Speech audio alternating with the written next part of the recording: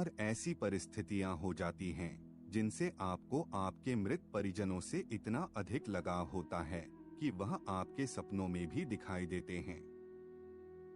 गरुड़ पुराण के अनुसार पितृपक्ष में परिजनों का सपने में दिखना एक विशेष प्रकार का संकेत होता है। आपको यह भी संकेत मिलता है कि आपके पूर्वज आपसे क्या आशा रखते हैं और मृत्यु के बाद उनकी आत्मा संतुष्ट है या नहीं।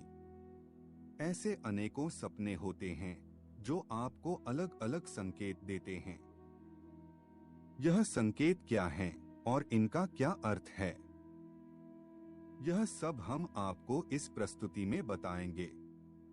वीडियो को शेयर करें व चैनल को सब्सक्राइब करें। अधिक समय न लेते हुए आरंभ करते हैं।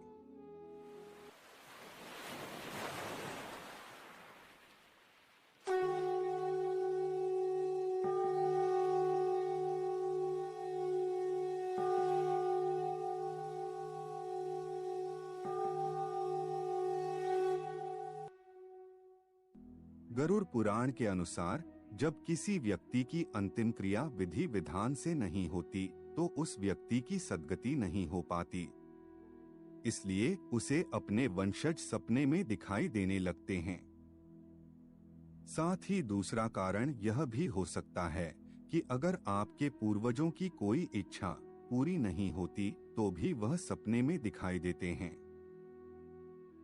यदि आपके परिजन स्वस्थ अवस्था में और अपनी आयु पूरी करने के बाद स्वर्गवासी हुए हैं और सपने में बीमार या कष्ट में दिख रहे हैं तो इसका अर्थ यह हुआ कि उनकी आत्मा को शांति नहीं मिली है।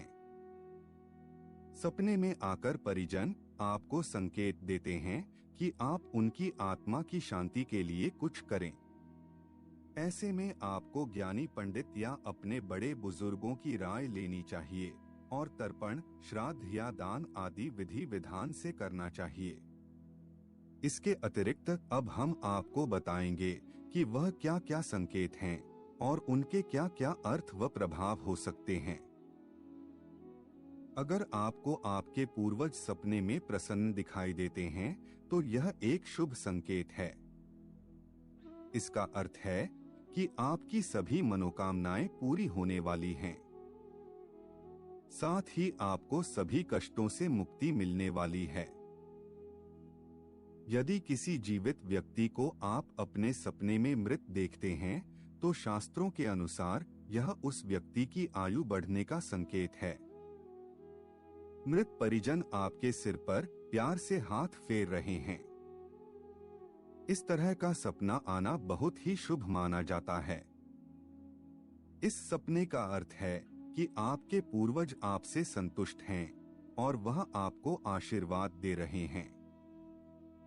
साथ ही इस तरह का सपना आना आपकी कठिनाइयों को दूर करने की ओर संकेत करता है।